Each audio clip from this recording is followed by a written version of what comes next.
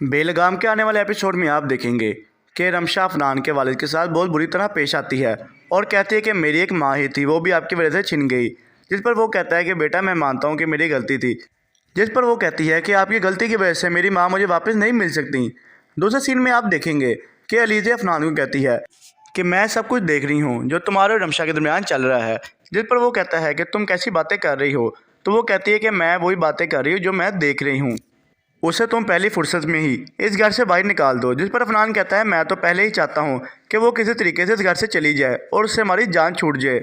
अब आप मज़ीद देखेंगे कि अफनान रमशा से पूछता है कि तुम इससे पहले कहाँ रहती थी, तुम्हारा घर क्या था। मैं तुम्हारे बारे में सब कुछ पता लगा लूँगा अगर तुम मुझे नहीं बताओगे तो।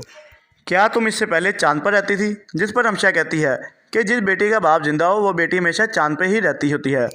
तो अफनान उनसे पूछता है कि इस बात का क्या मतलब है। जिस पर रमशा कहती है कि मेरे वालिद साहब फोत हो चुके हैं और उनके जाने के बाद इस दुनिया में मेरी माँ के अलावा मेरा कोई नहीं था।